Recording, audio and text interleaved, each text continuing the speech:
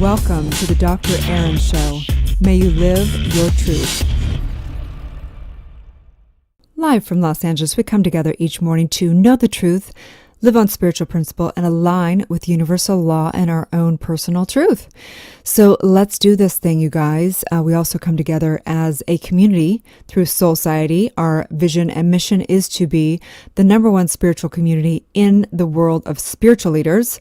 We come together online and offline through events, through mastermind, through membership, through all the above, knowing that each one of us awakens and has a gift and a message to bring to the world.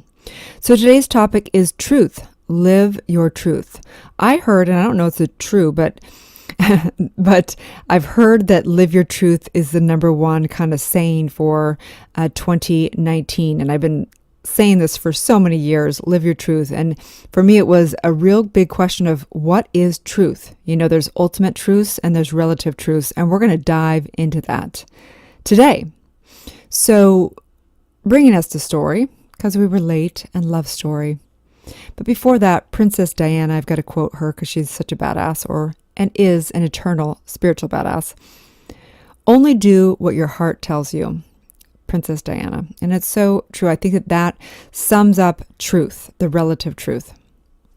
But it brings me to a story years back. I remember I was curled up one night on my sofa. This was back in the day when I actually watched television and watched movies. I actually really have not watched television since 2008. So this was actually before that. But I remember being curled up on a sofa watching the movie Sliding Doors. You guys remember this one with Gwyneth Paltrow in it? So it was a romantic drama about parallel universes, basically. So the main actress, Helen, Gwyneth Paltrow, was the main character, and she gets fired from her public relations job after she basically discovered that her boyfriend is cheating on her. So it shows like this multiple universes. That's why it's called Sliding Doors. And in one universe, after getting fired, she catches a train and arrives home just in time to walk in on her boyfriend in bed with his ex-girlfriend. And in the other universe, after getting fired, she drops her earrings in an elevator, and then she runs to the train, but she misses the train just by seconds. She ends up arriving home later, but never catches her boyfriend with his ex-girlfriend. So after a long stream of events in the movie, both of the storylines finish with the exact same ending, which basically where she breaks up with her cheating boyfriend and she finds herself in a fatefully serendipitous relationship. So in the climax scene, James, her new found love, is frantically searching for her because she thinks he's been cheating on her as well. And he finally finds her, and she's on this bridge at night. You know, it's a typical movie, and she's in the rain and her hair's wet and all this stuff. And he professes that he's not cheating on her. And so with her hair wet and soaking, and she's tears in her eyes and the drama like all great Hollywood flicks, Helen dramatically asks, "Is that the truth, James?" She kind of like yells it across the bridge in the rain.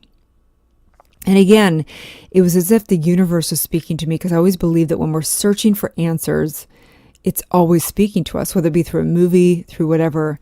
And it dawned on me, what is the truth? And so I ask you that today. What is the truth? So Oxford Dictionary defines truth as that which is in accordance to fact or reality, a fact or belief, a verified, indisputable fact, whatever. But there's relative and ultimate truths. The truth is, your relative truth is based on your beliefs. So I love this conversation of ultimate truths versus relative truths. The Greeks were the first to develop the concept that every person has an individual truth. They were the first to recognize that spiritually, we have individual journeys. And this has been the foundation of many, many great thinkers and inventions in this world. So what is ultimate truth and what is a relative truth? So we found this through science, that there's this thing called the observer effect, which basically states that as we observe something, a phenomenon happens and literally changes the state of what we are observing. So this was one of the most profound things. I remember watching this years ago on like a cartoon character. I think it was in What the Bleep, that one movie. and learning about the observer effect and being like, what? Are you kidding me? So what is truth then, right? So ultimate truths and relative truths are like this. Ultimate truths are changeless, eternal, and absolute. For example, energy cannot be destroyed, okay? It basically relates to all of the world. It's the physics of the universe. It's gravity. It's how the universe works. And there is order to this thing called the law of attraction, the law of cause and effect, universal law. There is physics, and you cannot change those physics. But what you can change is your relative perception of that. So relative truths, conversely, are different for every single human being. Einstein's theory of relativity is the best way to tackle this concept, meaning that the moment you even perceive something to be, it sets in motion your experience of that exact thing. So, for example, they found, when there's a car accident and they, surveyed people, the witnessers of the accident, every single person saw it differently. Okay?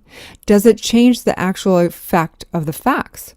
Who knows? That's a relative thing. We don't know if your actual perception changes because through the observer effect, it does.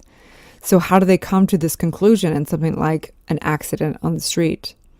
And that's yet to be discovered. So the point is this, is that when everyone says, live your truth, what does that mean exactly? That means that, yes, there's this ultimate truth, but your truth, guess what, is going to change. And as you evolve, as you awaken, as you do all that inner work and spiritual work, your truth will shift. Because really it's moving more and more towards the expansion of your perception, towards the expansion of your consciousness. And in this, things happen. The way you relate to things change. Your perception of money changes, and your ability to create and innovate changes. Your ability to see things and have compassion, and everything, every ounce of life changes as you shift. So your relative truth changes. However, in the process, it's very important to honor exactly where you're at. And in honoring that, you allow there to be change. You allow there to be a shift. It's when we resist our truth, when we're not living in alignment with wherever we are right now, that we resist where we are. And in resisting it, what we resist persists. So we can't evolve. We can't change if we don't embrace exactly where we are. So what works for you in the realm of career and money, in the realm of relationships and love, in the realm of health and wellness, and in the realm of creative expression is very important to honor and see the perfection of wherever you are, whatever your belief system is. Knowing that your belief system still is a bunch of BS, okay? Belief system, just saying. So in that, one of the sayings I've said for years and years and years is, may living your truth set you free. May living your truth set you free. And in my opinion, which is a relative truth, one of the primary points of spiritual work is to birth your unique truth. Meiotics is a Greek oracle process based on the word midwifery. Something that I was trained in years and years ago. It's a modality of birthing one's truth. The midwife is really birthing that truth. Socrates applied this technique, which is now called the Socratic method. And modern day cognitive therapists, many of these people use many modalities to basically do the same work, which is really questioning everything and expanding consciousness, awakening to your unique divine truth and awakening ultimately to the ultimate truth. So one of the keys to awakening and boldly living your personal truth is to allow others to live their truth. Imagine that. Imagine if you didn't make people wrong.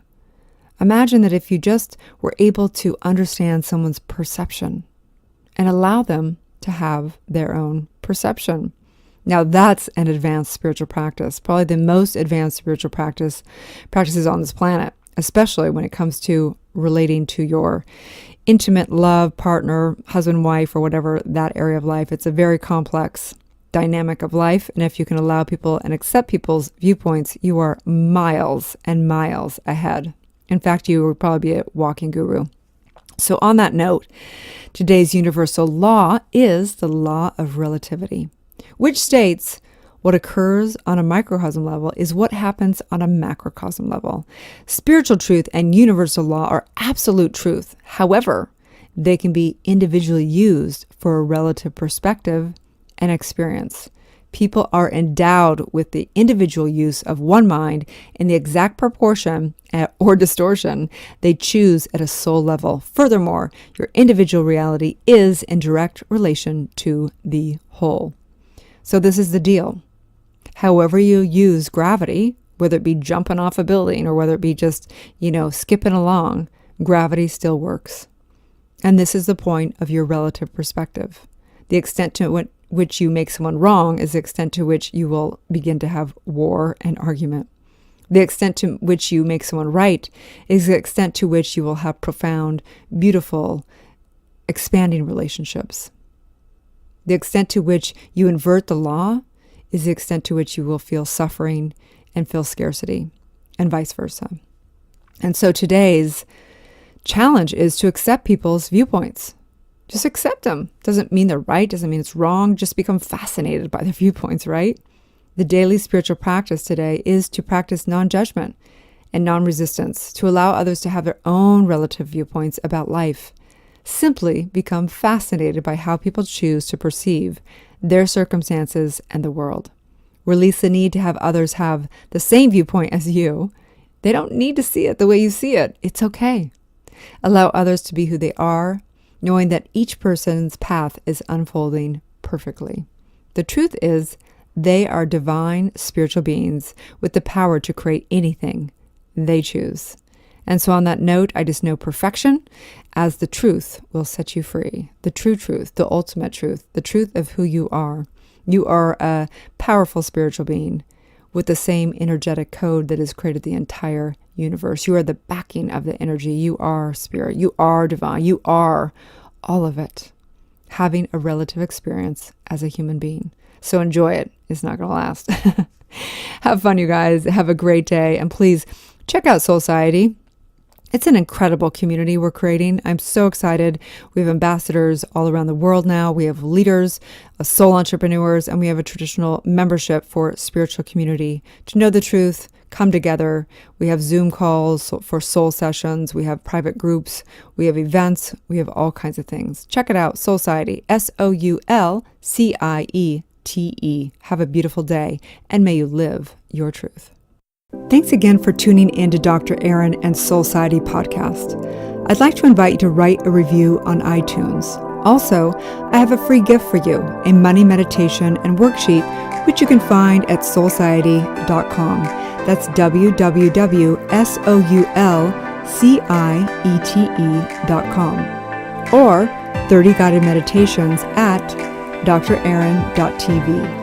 That's www.drerin.tv. We also hold monthly Soulciete events that are all about transformation and building extraordinary community.